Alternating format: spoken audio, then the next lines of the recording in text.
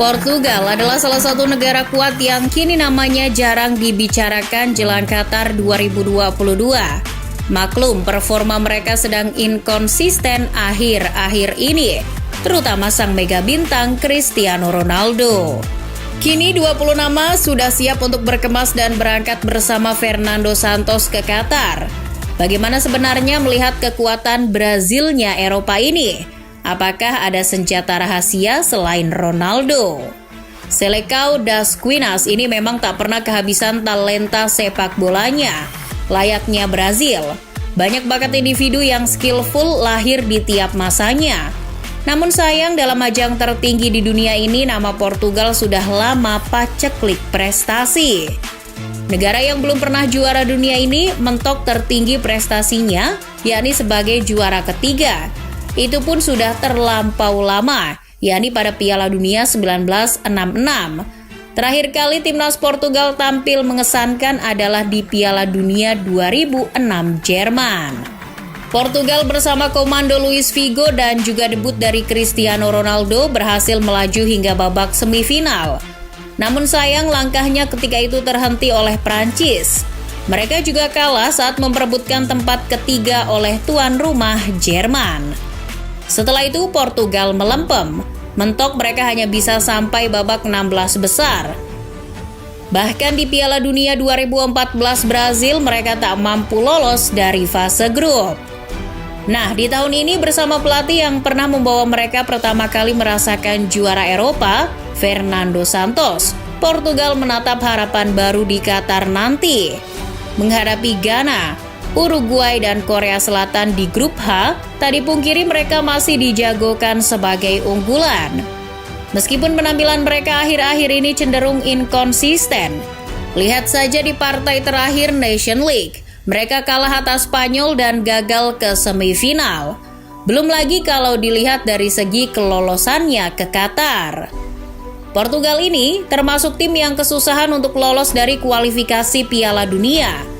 Mereka hanya menempati runner-up grup di bawah Serbia, sehingga mereka harus melalui babak playoff terlebih dahulu. Untungnya mereka bisa menang atas Turki dan Makedonia Utara di babak playoff. Namun semua itu sudah dilewati. Kini Fernando Santos berjanji dengan 26 skuad yang dibawanya akan memberikan perlawanan yang berbeda. Skuad mereka didominasi oleh muka lama yang berpengalaman, serta dipadu-padankan dengan para pemain muda debutan. Pakem taktik andalan mereka adalah pakem khas ala Portugal 4-2-3-1. Dari kiper ada rising star Diogo Costa, José Sá dan Rui Patricio. Nampaknya Rui Patricio yang lebih berpengalaman akan menjadi starter pilihan Santos di bawah Mister. Di sektor 4 bek belakang, di kanan ada João Cancelo yang akan dilapisi oleh Diogo Dalot. Di bek tengah ada pemain 39 tahun PP yang akan berduet dengan Ruben Dias. Mereka akan dilapisi oleh Antonio Silva maupun Danilo Pereira. Di sektor bek kiri ada dua talenta yang akan saling bersaing, yakni Nuno Mendes serta Rafael Guerreiro. Kekuatan di sektor belakang ini termasuk solid. Kekuatan dua fullback terutama Cancelo yang bisa menjadi inverted fullback akan menjadi salah satu kekuatan. Kesenioran PP yang mungkin sudah mulai melambat kecepatannya akan aman di backup dengan solid oleh Ruben Dias. Kemudian di sektor tengah banyak nama baru muncul seperti Matheus Nunes, João Palhinha maupun Vitinha. Nama lain langganan macam Ruben Neves, William Carvalho, Bruno Fernandes, Bernardo Silva, João Mario juga masih menjadi andalan.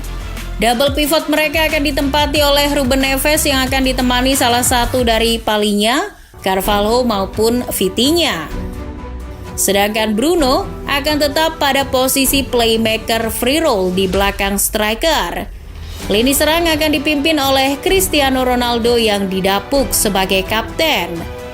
Portugal juga masih memiliki Andre Silva, João Felix, Rafael Leao, dan Gonçalo Ramos. 4 pemain itu bisa menjadi alternatif bagi Fernando Santos untuk menciptakan kreasi di lini serang. João Felix dan Leao bisa bergantian di sisi sayap kiri.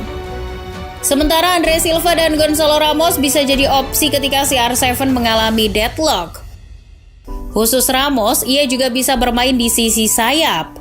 Tidak hanya itu, masih ada Bernardo Silva yang akan diplot sebagai sayap kanan. Horta maupun Otavio bisa menjadi pelapisnya. Dalam sistem bermain Fernando Santos sejak kedatangannya pada 2014 silam, ia selalu menggunakan sistem permainan yang pragmatis.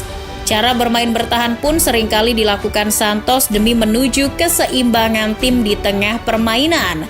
Seperti yang pernah ia lakukan di Euro 2016. Ketika itu Portugal dengan caranya itu, ia bawa menjadi juara Eropa. Namun sistem itu tampaknya tak selalu langgeng dan tentu ada masanya. Di Piala Dunia 2018 dan Piala Eropa 2020, Santos tak bisa lagi mengulangi keberhasilan sistem yang sama. Buktinya dengan sistem permainan yang itu-itu saja, mereka gagal di dua event tersebut. Berkaca juga pada performa tim yang kerap inkonsisten jelang menuju Qatar, Santos harusnya segera kerja keras untuk memutar otak. Ia harus segera punya solusi alternatif. Sistem permainan ala Santos harus diubah lebih bervariasi. Kekuatan pemain barunya yang masih fresh macam Leao maupun Otavio bisa dimanfaatkan menjadi senjata rahasia Santos di posisi flank penyerangan. Kita tahu sentral permainan seperti Ronaldo, Bernardo Silva maupun Bruno Fernandes pasti akan menjadi incaran penjagaan ketat para musuhnya. Nah, dengan kekuatan kecepatan serta akselerasi duo winger debutan tersebut bisa jadi pembeda. Selain itu, Santos juga harus bisa mengeluarkan potensi para pemain debutan lain di lini depan, macam Gonzalo Ramos maupun Ricardo Horta. Bisa jadi para pemain tersebut bisa menjadi dewa penolong. Layaknya kita tahu dulu pernah ada seorang striker bernama Eder yang muncul sebagai pencetak gol di final Euro 2016. Banyak opsi senjata sebenarnya bagi Santos. Di fase grup nanti, Uruguay akan menjadi lawan terberat mereka. Terakhir mereka bertemu di Piala Dunia 2018. Ketika itu langkah Portugal di 16 besar dihentikan oleh Uruguay. Artinya, pertemuan ini sekaligus bisa dijadikan ajang pembalasan dendam bagi Portugal. Kemudian wakil Afrika, Ghana yang pernah mereka kalahkan di babak grup Piala Dunia 2014 harusnya bisa kembali mereka taklukkan, termasuk wakil Asia, Korea Selatan. Lolos sebagai juara grup adalah harga mati bagi langkah awal mereka di Qatar nanti. Pasalnya, kalau hanya menjadi runner-up, besar kemungkinan langkah mereka akan sulit. Pasalnya mereka nanti akan bertemu lawan berat Brazil yang diprediksi menjadi juara grup G.